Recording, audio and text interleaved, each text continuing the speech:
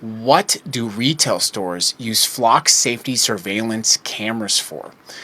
This is an important conversation. In fact, the first video I ever made about flock safety cameras, I filmed outside of a Lowe's parking lot, and that was a Lowe's-owned camera. I've obviously been talking a lot about how the government uses flock safety, how police use flock safety, how local cities use flock safety, and how I believe, and how many constitutional scholars believe, that flock safety could potentially be seriously violating our Fourth Amendment rights. And that's just scratching the surface, by the way. But Flock Safety has also deployed its cameras to thousands of retail locations, and no one has really talked about why that is. So let me tell you. When you go to a Lowe's or a Home Depot or to a major mall, it's very possible that you're being monitored by these Flock Safety cameras.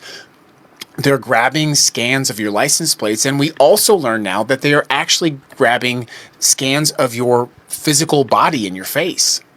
Part of the reason Flock has been successful with these massive retailers is because retail theft is a thing. So if a car goes into a Lowe's parking lot and steals a power drill, someone goes and steals a power drill, it actually does make it easier for them to track down who that might be, and they don't necessarily have to use the license plate. They can get key identifying information from things like scratches on the car.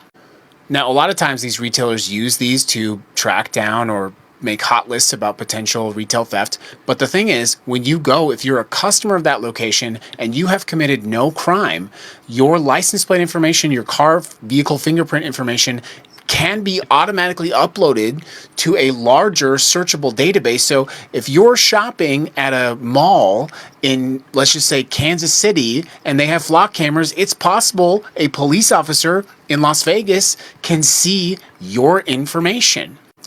And aside from the numerous significant constitutional rights issues that presents, it also presents an issue of, well, you never asked for this. And a lot of times we found that there's not proper signage about this that indicates that you may be having this information captured, which is another significant issue. In fact, when journalists asked a law enforcement official about this, the law enforcement official basically said, if you don't like it, you can shop at a different mall. I'm paraphrasing there.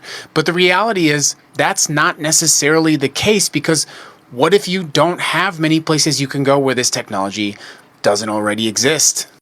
It's not unreasonable to say that if you go to a retail store and you commit no crime, that the police should automatically have access to that information. That is just wild.